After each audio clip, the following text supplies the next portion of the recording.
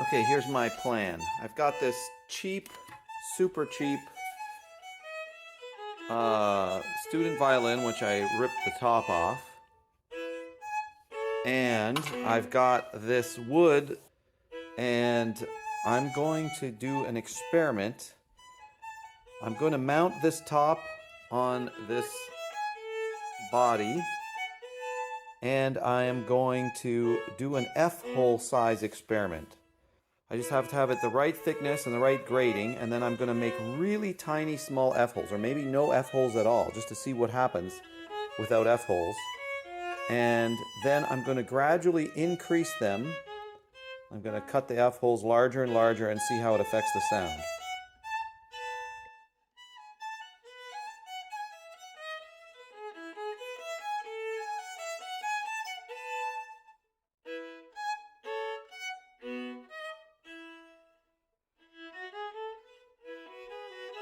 I've got the sound post taped to the bottom with very thin double-sided tape. And I've clamped the top, and I've got a light set up here. I've got the lights off, and what I can do is see through the top. It's bright enough to check that the sound post is in position, and it's actually in pretty good position. So I think I'm going to glue it up.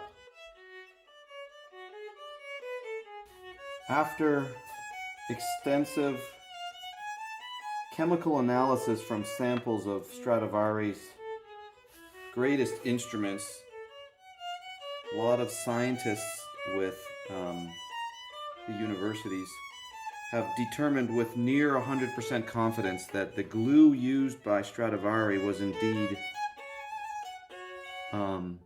super glue.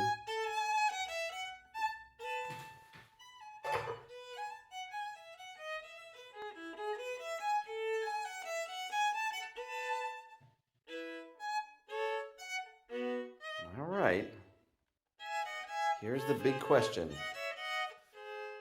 What does a violin with no F-holes sound like?